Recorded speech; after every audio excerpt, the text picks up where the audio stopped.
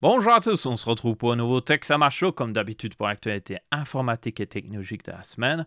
On a pas mal d'actualités, on va dire, qui se suivent par rapport à la semaine dernière. Notamment, nous avons enfin le 9800 X3D qui est sorti, donc on sait les performances et on sait surtout le prix, ça va faire mal. Nous avons aussi les Mac M4 qui ont été testés, donc on sait les performances de ces nouvelles puces M4 et qui sont plutôt intéressantes. On a aussi des rumeurs comme quoi AMD pourrait sortir plusieurs cartes graphiques mobiles dès début 2025. Ça ferait plaisir parce que actuellement, si vous voulez choisir un ordinateur portable, vous n'avez aucun choix, c'est juste Nvidia. Et puis après, vous pouvez choisir le processeur, c'est à peu près ça. Et on a aussi des news en tout genre. Donc vous avez une table de matière dans la description ainsi que sur la barre de lecture. N'hésitez pas à sauter vers le sujet qui vous intéresse le plus. Et commençons tout de suite. Alors on commence directement par la plus grosse news de la semaine, évidemment, la sortie du 9800 X3D qui devient réellement le processeur gaming le plus puissant que vous pouvez acheter à l'heure actuelle.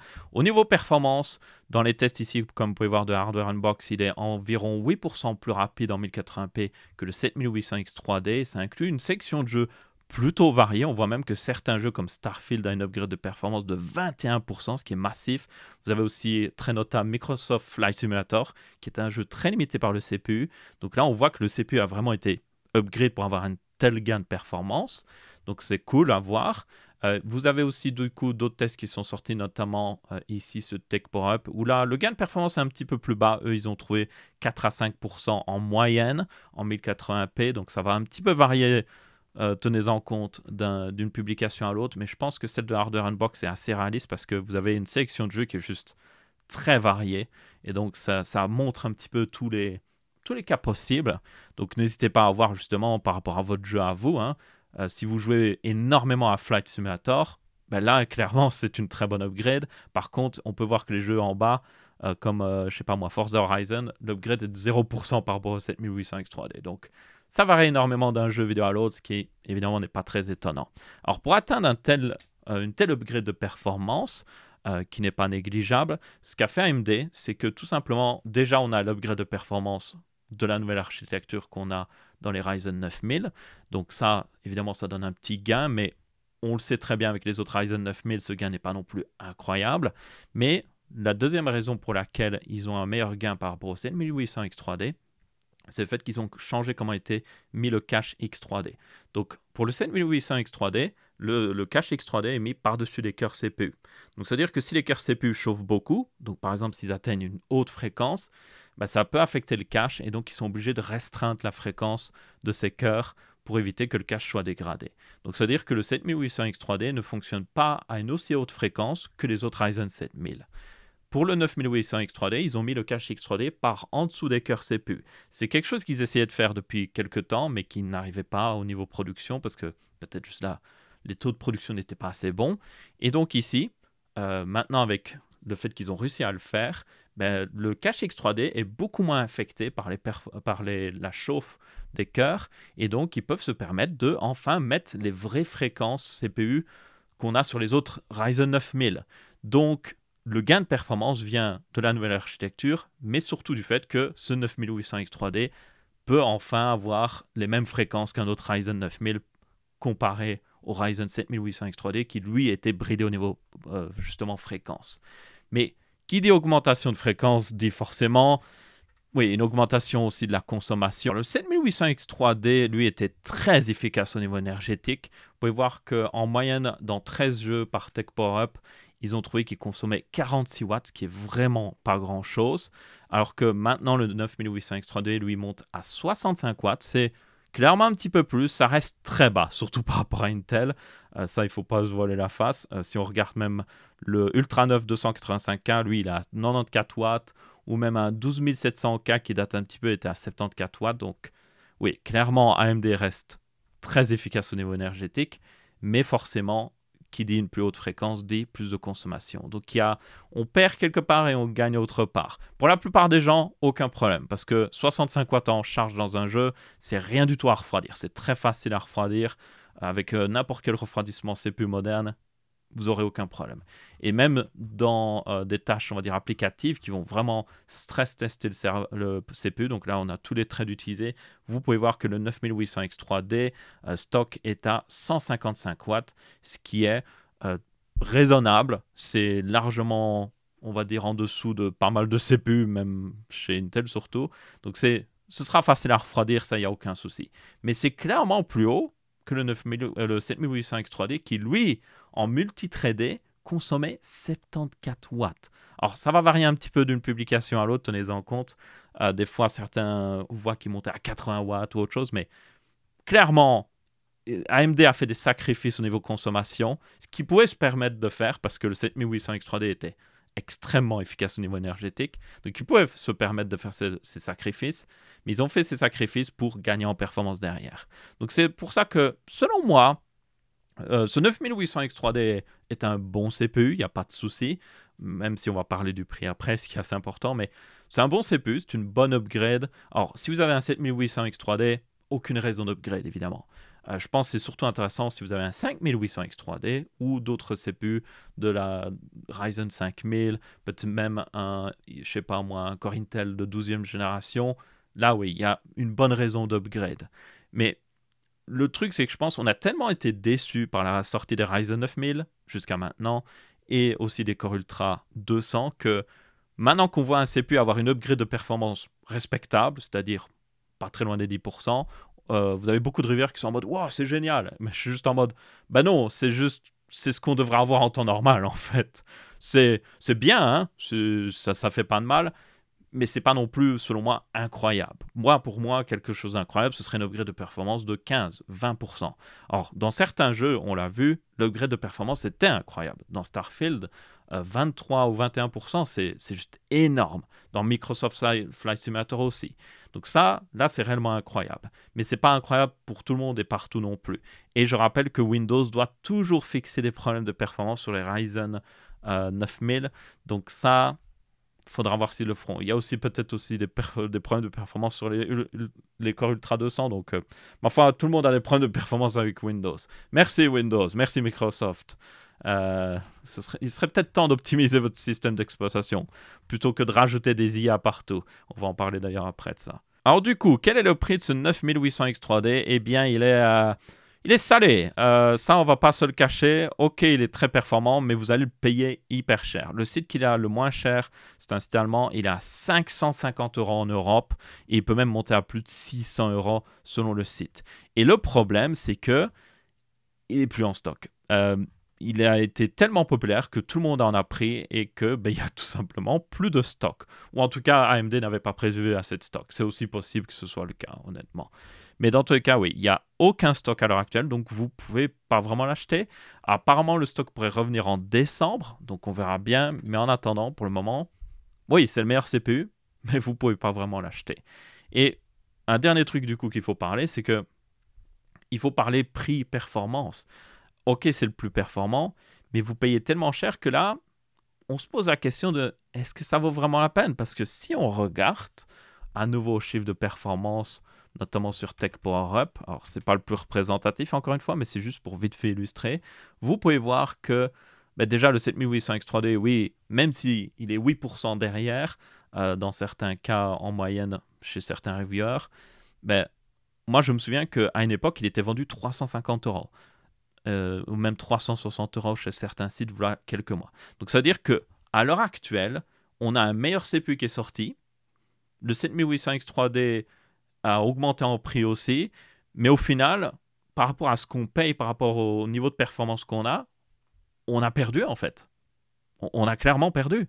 Parce que maintenant, on n'a plus un excellent CPU pour le gaming à 360 €. Maintenant, il est vendu pratiquement 500 € le 7800 X3D.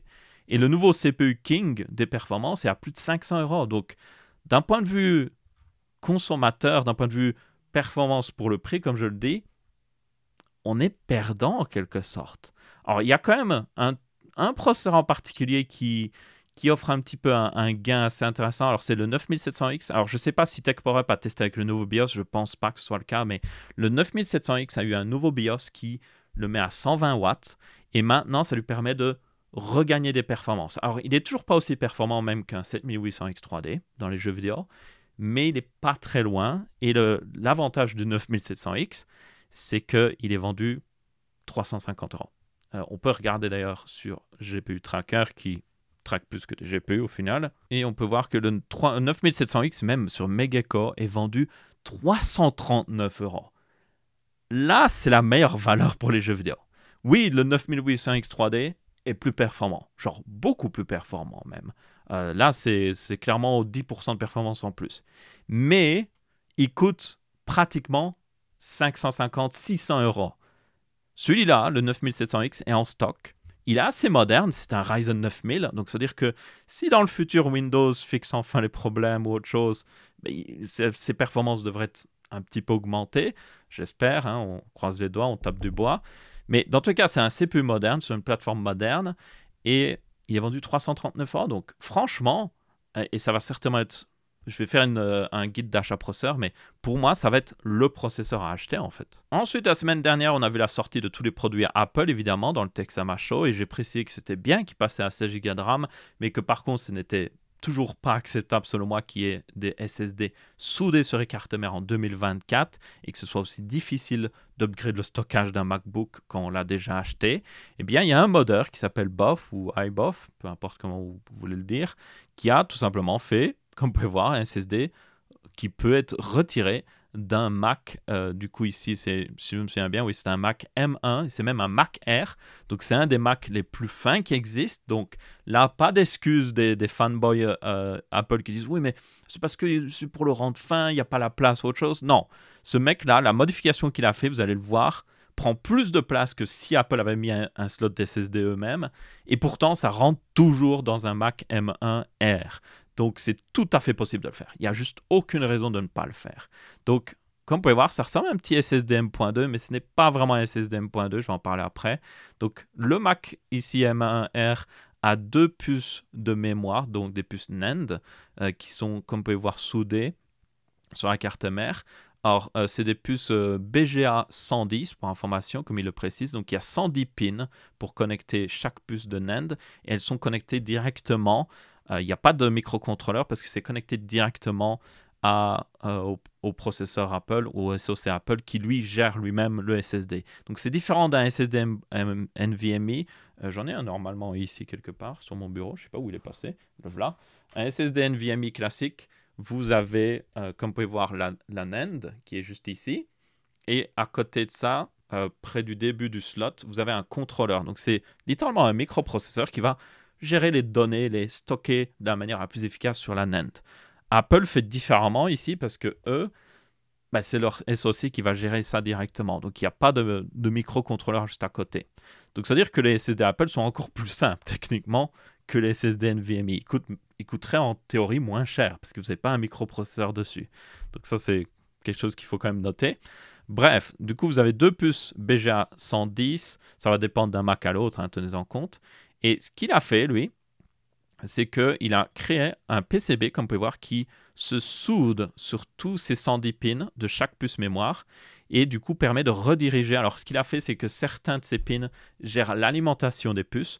Donc, vous pouvez combiner clairement certains de ces pins. Vous n'avez pas besoin de garder les 110 parce que une puce NAND ne consomme presque rien. Donc, c'est ce qu'il fait. Il combine certains de ces pins sur un seul fil, en quelque sorte, un seul câble, pour gagner en place. Et après, il soude, comme vous pouvez voir, un connecteur M.2. Alors, il utilise un connecteur M.2 parce que c'est un connecteur qui est facile à trouver et tout ça, mais ça ne supporte pas le standard NVMe M.2. C'est clairement un SSD custom qu'il a fait ici. Et après, il met sur un morceau de PCB, à nouveau, les 2 puces de mémoire. Donc, c'est des puces mémoire originales Apple, ou en tout cas, c'est celles des puces mémoire qui étaient dans un Mac M1. Donc, c'est pas comme s'il avait utilisé des puces de moins bonne qualité ou non originales, hein, ou autre chose. C'est vraiment des puces originales Apple, et donc, ça fonctionne parfaitement. Et donc là, il a, comme vous pouvez voir, mis le premier PCB, plus le slot M.2, et puis après, il a juste à insérer le SSD, et ça fonctionne. Et encore une fois, ça prend pas trop de place, ça rentre dans le châssis de ce Mac M1R. Donc, c'est tout à fait possible de le faire. Et l'avantage du coup derrière, c'est que si ces puces NAND meurent, il peut facilement enlever le SSD, il peut remettre des nouvelles puces dessus et tout ça, il peut ressouder facilement sans devoir ressouder sur la carte mère. C'est ça qui est assez intéressant. Oui, ok, il doit souder le slot M.2 sur la carte mère, mais une fois que c'est fait, il peut l'utiliser autant de fois qu'il veut. Donc ça donne cet avantage de pouvoir upgrade ou changer facilement le SSD sans devoir ressouder sur la carte mère. Et puis, ça donne la possibilité aussi, évidemment, de mettre plus de stockage facilement. Donc, lui, il avait fait un module jusqu'à 2 Tera, si je me souviens bien. Donc, oui, c'est tout à fait possible. Donc, ça montre qu'Apple a clairement la place de faire cette solution-là, ou en tout cas une solution similaire. Ils ne sont pas obligés, évidemment, d'utiliser le format NVMe en M.2, parce qu'encore une fois, Apple a leur propre microcontrôleur pour les SSD, donc ils peuvent sans problème faire un SSD custom, et ils le font déjà, on va le voir après avec le Mac mini, donc c'est tout à fait possible de le faire. Il n'y a aucune raison, en tout cas en termes de place, ou même consommation, ou même performance, parce que ce SSD, comme il l'a fait à l'heure actuelle, est aussi performant que l'original, parce que c'est l'original, c'est juste qu'il y a un petit peu plus de PCB, mais ça ne change pas grand-chose au niveau de la distance même des puces mémoire par rapport au processeur, parce que par exemple sur un MacBook 16 pouces, comme il l'a dit, les SSD sont soudés beaucoup plus loin, donc la distance est beaucoup plus importante. Donc ça aussi, aucune excuse. Les performances sont les mêmes. Ça rentre dans le châssis. La dernière excuse que certaines personnes qui protègent trop Apple auraient, c'est que « Oh, mais c'est pour la sécurité. C'est pour éviter de voler les données, parce que quelqu'un pourrait juste enlever le SSD et voler les données. » Mais le truc, c'est que les données sont toujours chiffrées sur les puces de mémoire. Donc, si vous voulez lire les données qui sont dessus, c'est juste quelque chose qui est chiffré, vous ne savez rien faire avec. Il faut la puce Apple originale qui va déchiffrer, avec la clé de chiffrement qui est enregistrée dessus certainement, qui va pouvoir déchiffrer les données. Au point même que même d'ailleurs, si vous changez de SSD, vous devez reset le MacBook en entier pour pouvoir l'utiliser, parce qu'il n'arrivera pas à lire les données d'un nouveau SSD ou autre chose.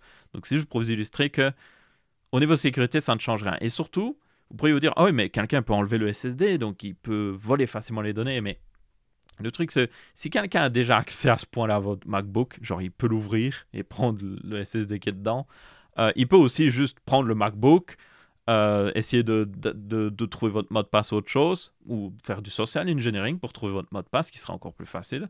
Et surtout, il peut aussi juste dessouder les puces de mémoire. Si quelqu'un veut autant que ça vos données, là, on parle vraiment, c'est pas pour monsieur tout le monde, là, on parle d'espionnage industriel. Genre, il y a des données qui sont hyper importantes qui peuvent rapporter des millions sur ce SSD. Mais là, quelqu'un va juste dessouder les puces mémoire du PCB, les mettre dans un... Vous avez des appareils qui permettent de lire les puces mémoire, vous les mettez juste dedans, ça permet de lire les puces mémoire, et puis il va essayer de déchiffrer les données comme ça. Donc, il n'y a aucune raison au niveau sécurité. C'est juste stupide comme argument. Donc, quoi qu'il arrive, Apple... Faites-nous des SSD non soudés. Même s'il est propriétaire, même si on doit aller dans le centre Apple pour faire un upgrade, faites-nous un SSD non soudé. Parce que le truc, c'est que, je le rappelle, un SSD soudé sur la carte mère finira par mourir. C'est même l'un des trucs qui mourra en premier. Les puces de mémoire, les puces NAND ont une durée de vie. Au bout de 5 ans, 10 ans, peut-être chez certaines personnes, même 15 ans chez d'autres, ça finira par mourir. Et le jour où ça meurt, si c'est soudé sur la carte mère, c'est fichu. Si par contre, c'est un SSD que vous pouvez enlever, vous pouvez juste en acheter un nouveau. Et peut-être qu'avec un peu de chance, dans le futur, Apple aura même un outil qui permet de facilement valider un nouveau SSD dans un Mac qui est mort. Et chose aussi importante, c'est qu'il faut le savoir avec Apple, c'est que si les puces mémoire sont mortes, le MacBook refuse de charger. Donc, il est inutilisable. Donc, Apple, si vous pensez vraiment à la nature, ce qui est discutable des fois parce que vous faites des trucs comme ça, hein, vous soudez des SSD, mais si vous pensez vraiment à la nature, oui, faites ça. Aussi, d'un point de vue logistique pour Apple, c'est plus logique, c'est plus facile. Parce que, imaginez, dans un Apple Store, pour chaque MacBook de stockage différent, donc vous avez un MacBook, je sais pas moi, 14 pouces Pro, vous avez une version M4, vous avez une version M4 Pro, et vous avez même plusieurs versions M4 Pro, donc vous avez déjà plusieurs modèles qui existent, et ils sont obligés d'avoir du stock de chacun. Mais en plus de ça, ils sont obligés d'avoir du stock de chacun avec chaque stockage d'SSD. Parce que peut-être que quelqu'un va être en mode « Ah, je vais prendre la puce M4 Max, mais avec le minimum de stockage. » C'est tout à fait possible. Il y en a qui vont peut-être faire ça. Donc, ils sont obligés d'avoir chaque configuration, ce qui est abusé d'un point de vue logistique, c'est de la folie. Je ne sais même pas pourquoi ils continuent de faire ça. Mais ça veut dire aussi qu'il y a beaucoup plus d'appareils qui sont en stock, sans aucune raison. Donc, d'un point de vue écologique, c'est pas bon non plus. Au lieu d'avoir plein de MacBook en stock, il devra en avoir un petit peu moins et juste avoir des SSD en stock qu'ils peuvent juste facilement mettre pour refaire des modèles en plus. Oh, on a vendu tous les modèles 2 Tera. hop, on remet des SSD 2 Tera dans des MacBooks où il n'y a pas de SSD, et hop, on a à nouveau des modèles de Tera. Donc bref, juste pour dire, c'est abusé à quel point Apple fait juste se complique la vie pour nous compliquer la vie. Genre, ils dépensent plus d'argent pour qu'on dépense plus d'argent, en quelque sorte. C'est juste abusé. Enfin bref, je vais en arrêter là parce que je vais parler pendant 3 heures, mais quoi qu'il arrive, évidemment, ça c'est une solution qui n'est pas réservée à tout le monde, c'est hyper compliqué, mais c'est juste un proof of concept. C'est pour montrer que même dans le plus petit des Mac M1 de Apple, le MacBook Air, c'est tout à fait possible de le faire. Donc Apple, faites-le. Ensuite, une news qui va en rapport, c'est le fait que vous avez des personnes qui ont démonté le nouveau Mac Mini pour voir ce qu'il y avait à l'intérieur. Et c'est très intéressant. Donc je rappelle que ce nouveau Mac Mini est très compact. Vous pouvez le voir d'ailleurs ici, avec des mains d'adultes à côté. C'est très compact. On peut voir qu'il y a clairement un refroidissement qui est juste ici. Donc il y a juste une heat pipe et puis quelques ailettes, le ventilateur. Donc c'est un refroidissement qui est pas négligeable, mais clairement, voilà, c'est le strict minimum, on peut le dire. Il y a certaines personnes qui ont dit que même si ce Mac Mini est très silencieux, surtout par rapport à d'autres PC de cette taille-là, c'est un des Mac avec ventilateur les un peu plus bruyants. En tout cas, un Mac, on va dire, de bureau les plus bruyants qui existent. Ce qui n'est pas très étonnant selon moi parce que, comme vous pouvez voir, ouais, il n'y a pas beaucoup de refroidissement là-dessus. Et un deuxième truc très intéressant, c'est le fait que, évidemment, vous avez dû le voir ici, il y a un SSD qui peut être totalement enlevé. Donc, Apple commence à comprendre que c'est peut-être une bonne chose d'avoir des SSD qu'on peut remplacer. Alors, le slot qu'ils utilisent, ça ressemble à du M.2, mais c'est clairement pas du M.2. C'est un slot aussi qui est assez haut, on peut le voir, il est assez mastoc. Donc, clairement, ils pourraient designer quelque chose de plus fin. Mais bon, ils ont la place dans le Mac Mini ici. Le ventilateur va par au-dessus, donc il y a le flux du ventilateur quand même au niveau d'air. Et comme je l'ai dit aussi avant, il n'y a pas de contrôleur dessus. C'est juste une puce NAND d'un côté, il y en a une autre de l'autre côté. Donc il y a 2 puces NAND et c'est tout en fait. C'est vraiment tout. Donc ça ressemble assez bien au SSD qu'ils utilisent notamment sur le Mac Studio et je pense même que c'est les mêmes. Donc Apple est tout à fait capable de le faire, comme vous pouvez le voir, encore une fois. Mais c'est juste qu'ils le font juste quand ils le veulent. Mais bon, au moins je me dis, au moins, ils l'ont fait pour le Mac Mini. Surtout qu'il me semble que l'ancien Mac Mini, M1 en tout cas, avait un SSD soudé sur la carte mère. Donc là, c'est cool de voir que Apple a actuellement fait une bonne chose. Ils ont mis un SSD qui peut être changé, enlevé et surtout du coup réparé. Donc ça, c'est une très bonne chose. Ensuite, nous avons évidemment les performances de ces nouveaux Mac qui ont été testés pleinement. Vous pouvez voir d'ailleurs le Mac Mini par rapport à l'Apple TV 4K ainsi que le Mac Studio, donc il est clairement très petit, ce Mac Mini. Et du coup, au niveau performance, alors je ne vais pas trop parler de la puce M4 Max qui est la plus performante évidemment, c'est génial et tout ça, mais elle coûte très cher aussi. Mais vous pouvez voir que la puce M4, se débrouille très bien, elle n'est pas très loin d'une puce M3 Pro, ce qui est assez exceptionnel, parce que je rappelle que cette puce M4, c'est la même que vous avez dans le Mac Mini avec un prix de base à genre 700 €, donc c'est un bon niveau de performance quand même, pour un Mac en tout cas. Et puis la puce M4 Pro, elle est juste incroyable au niveau performance, et c'est dû au fait que Apple a enfin donné beaucoup plus de cœur par rapport à la puce M3 Pro. Donc franchement, ces nouvelles puces M4, on aurait pu se dire que Apple va commencer un petit peu à ralentir au niveau gain performance parce qu'ils atteignent peut-être une limite ou autre chose, mais non, franchement, vous pouvez voir que le gain est non négligeable, surtout par rapport à ce qu'on a vu avec les processeurs x86, avec les Core Ultra 200 qui littéralement ont moins de performance que l'ancienne génération dans les jeux vidéo en tout cas, et les Ryzen 9000 qui avaient à peine un peu plus de performance, mais là, c'est quand même un gain non négligeable. Et du coup, j'ai vraiment hâte de voir ce que ça va donner dans le futur. S'ils continuent d'améliorer autant les performances à chaque génération, il y a un moment, même avec le fait que vous devez émuler une application x86 sur un de ces Mac M, ce sera plus puissant en fait. Donc, si vous êtes constructeur de processeurs x86, vous devriez clairement commencer à vous inquiéter parce que si Apple peut le faire, d'autres entreprises pourront le faire dans quelques années sans aucun problème. Évidemment, Apple met énormément d'argent là-dedans, il faut quand même en tenir compte, mais ça ne veut pas dire que c'est impossible de le faire. Il y a d'autres entreprises qui arriveront. Et on a vu notamment Qualcomm a fait une offre non négligeable avec leur puce Snapdragon X Elite. Et il y a encore beaucoup de choses à améliorer, mais oui, dans un futur proche, ça pourrait être un très gros concurrent au processeur x86. Enfin, si Microsoft fait enfin des efforts au niveau de Windows. Au final, peut-être que le meilleur allié des processeurs x86 et du coup d'AMD Intel, c'est juste Microsoft en fait. Enfin, c'est le meilleur allié, mais c'est aussi le pire allié parce que les Ryzen 9000 sont beaucoup moins performants que sur Linux. Donc, ouais. C'est une relation compliquée. Ensuite, nous avons enfin des SSD PCI Express 5.0 qui sont intéressants parce que jusqu'à maintenant, tous les SSD PCI Express 5.0 qui sont sortis avaient besoin d'un ventilateur dessus. Ils chauffaient énormément, consommaient énormément, c'était juste pas viable. Eh bien, il y a un nouveau SSD qui est sorti, donc c'est un de Corsair, c'est le MP700 Elite. Alors, ce n'est pas un truc sponsorisé, je tiens à le préciser, c'est juste le premier qui est sorti avec un nouveau contrôleur qui est le Phison E31. Il utilise aussi de la mémoire de chez Kioxia, ce qui est pas mal, c'était un très bon constructeur de mémoire. Et du coup, ce SSD est évidemment très performant, mais surtout, le plus important qu'il faut noter, c'est que, comme vous pouvez voir, donc là c'est sur PC fixe en idle, donc quand il fait rien, là il consomme un petit peu, mais si on va voir en charge, donc ici en lecture et en écriture aussi, vous pouvez voir qu'il consomme 3,1 watts, ce qui est à peu près la même chose que d'autres SSD PCI Express 4.0 et même 3.0. Donc là, il est au niveau d'un SSD, on va dire NVMe M.2 classique. Donc il n'a pas besoin d'un ventilateur, il a juste besoin d'un bon radiateur pour maintenir ses performances. Et même chose en écriture, vous pouvez voir qu'il est juste à 3,3 watts.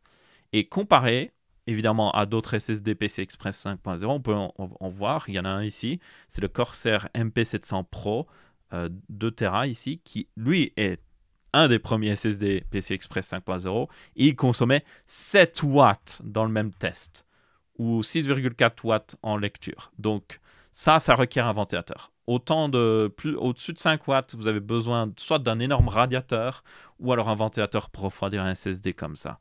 Donc on a enfin des SSD PCI Express 5.0 qui vont arriver, qui sont plutôt performants, comme vous pouvez voir ici.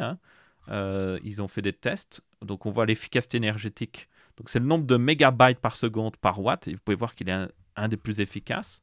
On peut voir aussi qu'il n'est pas très loin du MP700 Pro, qui était le premier qui était sorti, mais qui consommait beaucoup plus. Il est au-dessus de tous les SSD PCI Express 4.0, même les meilleurs comme le 990 Pro, qui lui est au maximum de ce qu'on peut faire avec du PCI Express 4.0. Mais si on regarde en conditions réelles, et c'est ça que ça devient très intéressant, ce Corsair MP700 Elite est juste en temps de chargement dans une moyenne de 7 jeux, il est à 41,2 secondes. C'est la même chose que tous les SSD NVMe, que ce soit du PCI Express 4.0 ou 3.0, c'est juste la même chose. Et si on regarde même, et là ça devient vraiment intéressant, si on voit ici le Samsung 860 EVO, si je ne m'abuse, c'est un SSD SATA.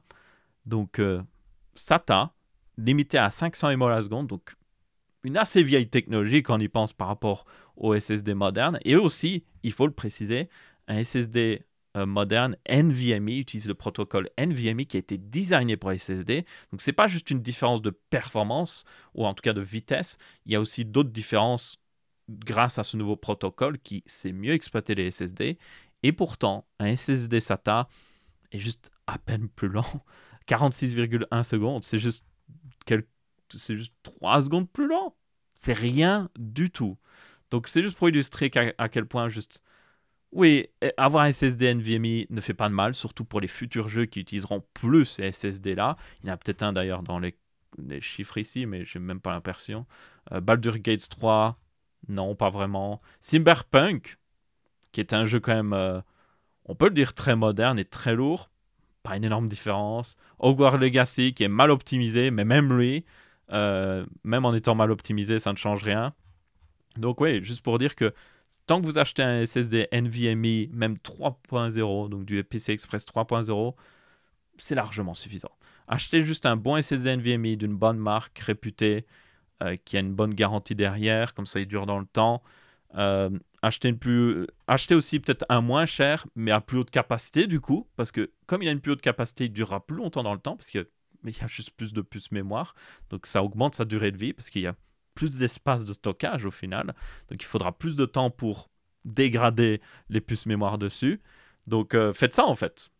Avoir un SSD PCI Express 5.0 pour les jeux vidéo, ça sert juste à rien du tout. Et ça, on le savait déjà depuis longtemps, mais voilà encore une nouvelle confirmation. Ensuite, on a Nvidia qui va enfin sortir leur nouvelle application pour Windows. Donc, c'est basiquement une application qui va remplacer GeForce Experience et aussi techniquement remplace un petit peu le panel Nvidia classique qui reste toujours là. Vous l'aurez toujours en arrière-plan, vous pouvez toujours aller dedans. Mais le but ici, c'est... Alors, GeForce Experience, en fait, rajoutait toutes les nouvelles fonctionnalités d'Nvidia. Mais si vous vouliez changer la résolution notamment de votre écran, le taux de rafraîchissement, vous pouviez le faire dans les paramètres Windows, mais aussi dans l'ancien panel NVIDIA. Le but de cette app, c'est de combiner tout en un seul endroit. Mais vous avez toujours l'ancien panel si vous en avez besoin. Donc vous pouvez changer la résolution, le taux de rafraîchissement, mais vous avez aussi toutes les fonctionnalités GeForce Experience, notamment le fait d'optimiser les jeux vidéo, changer les paramètres graphiques automatiquement d'un jeu vidéo. Ça, c'est quelque chose que personnellement j'aime beaucoup dans GeForce Experience.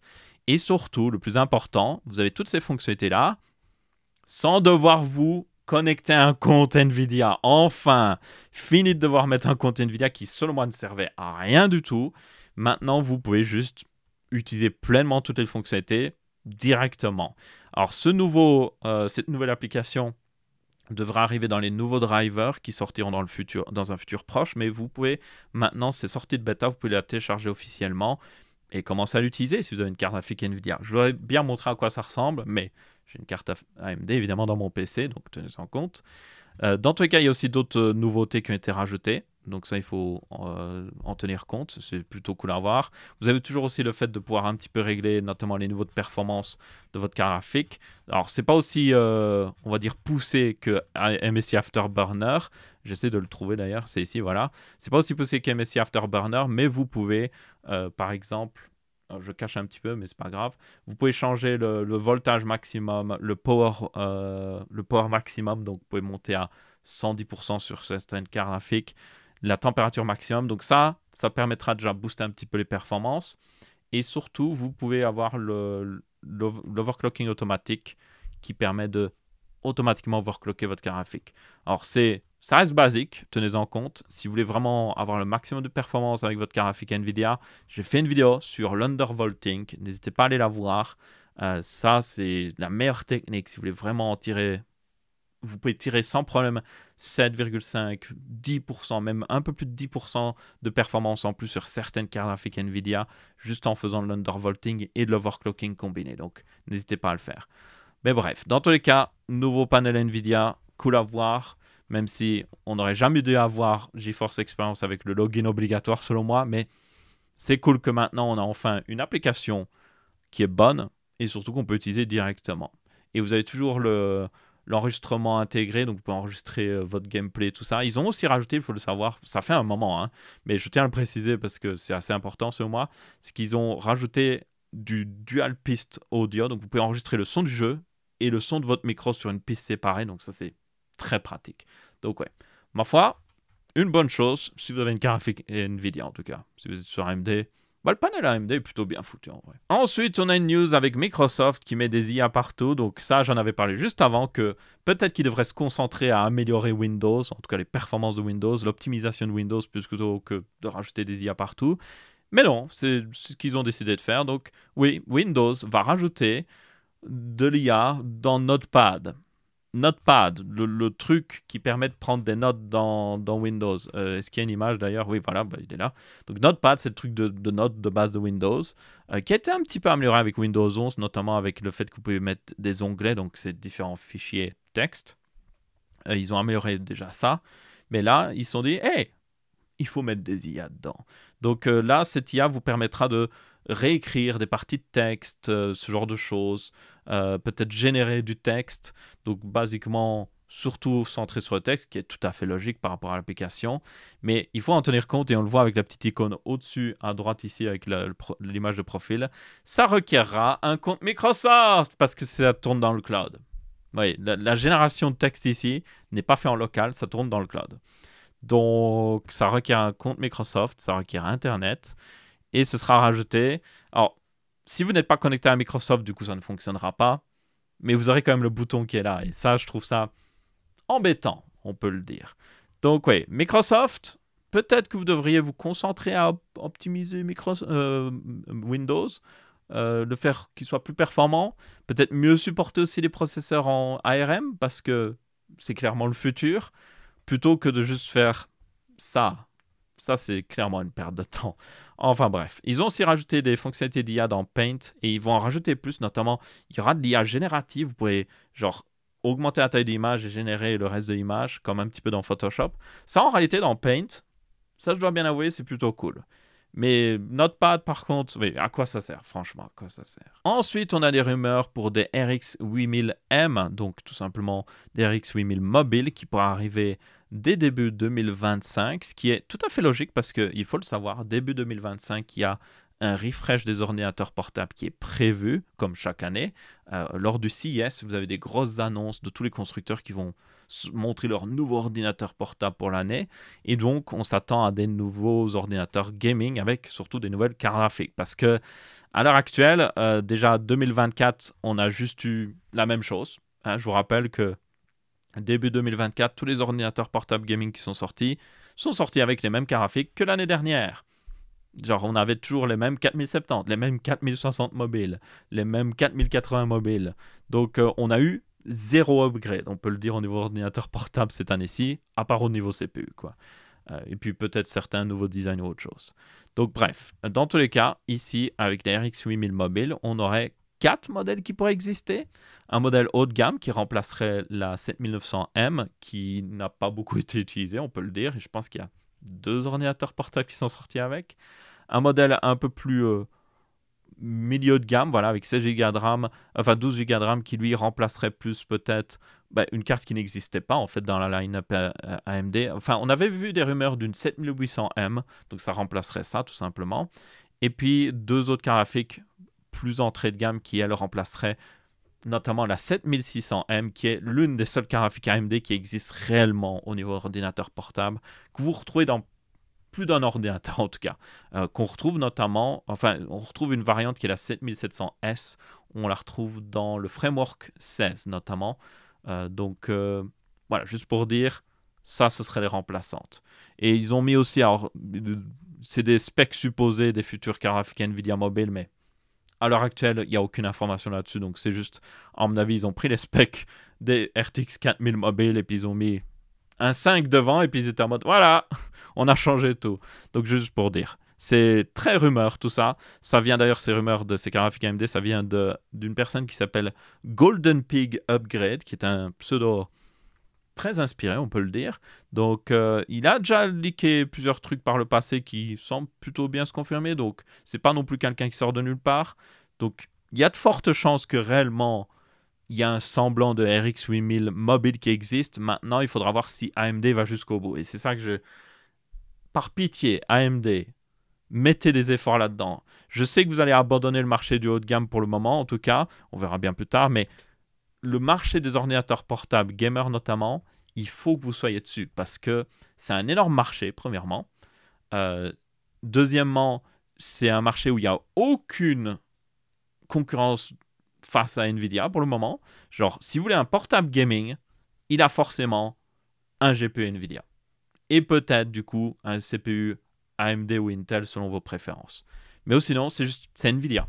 Tous les ordinateurs portables gaming, c'est du Nvidia. Et de temps en temps, vous verrez un très rare RX 7600M ou autre chose. Mais voilà, il n'y a aucun choix. Il n'y a juste aucun choix. Le choix que vous faites en tant que gamer mobile, ou en tout cas gamer sur ordinateur portable, c'est juste le choix de la marque en fait. Oh, est-ce que je vais prendre Asus? Est-ce que je vais prendre MSI, Gigabyte, Aorus? Voilà, c'est tout ce que vous choisissez. Mais sinon, la carte graphique, aucun choix. Ou alors vous choisissez dans la gamme Nvidia, ce qui est vite très limitant parce qu'au final, c'est juste vous choisissez combien vous dépensez parce que forcément, il y en a un. Si vous voulez monter en gamme, ça va juste coûter plus cher. Donc bref, juste pour dire, il y a un énorme vide dans le marché des portables gaming.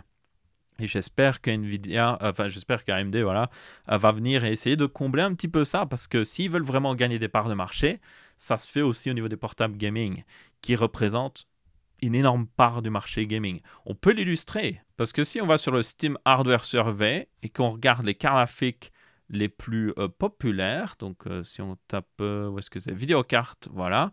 Vous pouvez voir que la carte graphique la plus utilisée sur Steam, avec 5,59% des gens qui utilisent Steam, ont une RTX 3060. Et la deuxième, oui, c'est une RTX 4060 mobile. Et c'est 4,18% des gens. Et ensuite, vous avez la 4060, la 1650, la 2060, la 4060 Ti. Donc, vous voyez pourquoi AMD veut se concentrer sur le marché milieu de gamme? Parce que, littéralement, le top 10, pratiquement, de toutes les cartes graphiques sur Steam sont des cartes graphiques milieu de gamme. Mais dans ce top 10, il y a une carte graphique mobile. Ensuite, on a une news au niveau des Core Ultra de Intel qui, évidemment, le lancement n'a pas été le plus idéal. Ils sont d'ailleurs en train de regarder un petit peu à ça plus en détail. Ils ont dit dans une interview qu'ils n'étaient pas entièrement satisfaits avec les performances des Core Ultra 200 à la sortie. Genre, il y a clairement des trucs qui doivent être optimisés au niveau de Windows et tout, donc ça, faudra voir, ma foi. Alors du coup, Intel prépare des nouveaux Core Ultra 200, 35 watts et 65 watts, donc ça va être tout simplement les modèles de Core Ultra plus entrée et milieu de gamme, donc c'est ça qui est assez intéressant. Vous avez aussi quand même des ultra haut de gamme, mais limités en consommation, par exemple le Core Ultra 9 285T qui est limité à 35 watts. Ça peut être intéressant pour certaines machines, évidemment, basse consommation. Même si évidemment le turbo montera toujours à plus de 35 watts, hein, il faut en tenir compte. Mais bon, celui qui m'intéresse le plus, c'est notamment ce Core Ultra 5 225 qui a 10 cœurs, donc 6 cœurs haute performance, 4 cœurs haute efficacité énergétique, qui a un boost, bon, il a une fréquence de base de 3,3 GHz, mais ça c'est pas important, il boostera plus haut, mais surtout un TDP de 65 watts. Donc c'est le remplaçant du 13400F, du 14400F. Et c'est un processeur qui est intéressant sur moi, le 13400F notamment. Je l'ai utilisé dans ma config MiniTX, il est d'ailleurs juste ici, sur sa carte mère, parce que je suis en train de faire des changements au niveau de mon mini PCI TX, dont je suis en train de faire la 3e et dernière vidéo dessus, où là je vais vraiment avoir la version finale, je vais montrer aussi tout le setup, ça va être génial. N'hésitez pas à vous abonner pour ne pas manquer ça. Bref, dans tous les cas, ce Core Ultra 5 225 serait le remplaçant, en quelque sorte, de ce 13400F. Donc je suis curieux de voir ce que ça donne. Est-ce qu'il sera aussi performant, plus efficace au niveau énergétique? Parce que le 13400F, il faut le savoir, c'est un des processeurs les plus efficaces au niveau énergétique que vous pouvez mettre dans une config MiniTX. Donc il est très populaire, notamment dans des configs MiniTX très compacts. Le deuxième processeur assez populaire dans ce milieu-là, c'est le 7800X3D, parce que lui aussi est très efficace au niveau énergétique. Donc j'ai envie de voir un Core Ultra 5 225 qui peut-être donne plus de performance qu'un 13400F, mais toujours en consommant aussi peu. Et ça pourrait être bien. Par contre, si on n'a pas plus de performance, là, ce serait très décevant. Donc bref, dans tous les cas, on verra bien ce que ça donnera, parce qu'ils vont normalement arriver très prochainement. Et il y aura aussi une version F, évidemment. On devrait voir aussi des Core Ultra 3 qui auront 4 plus 4 cœurs. Donc ça aussi, ça peut être intéressant pour certaines personnes. Et puis d'autres Core Ultra 5 qui, eux, ont un peu plus de cœurs, notamment le Ultra 5 245 qui lui aura 6 plus 8. Donc ça, c'est plus en remplaçant du 14500 de chez Intel. Oui. Donc, hâte de voir ce que ça donne, même si, on va être très honnête, avec la sortie actuelle des Core Ultra 200, ça n'a pas été incroyable, donc je ne m'attends pas non plus à quelque chose d'incroyable. Mais bon, je regarderai quand même. Et du coup, sur ce, c'est à peu près tout pour ce Texama Show aussi. J'espère que vous avez bien apprécié. Si c'est le cas, vous pouvez laisser un pouce bleu. Si ce n'est pas le cas, vous pouvez laisser un pouce rouge. On se retrouvera pour une prochaine vidéo et je vous dis ciao ciao.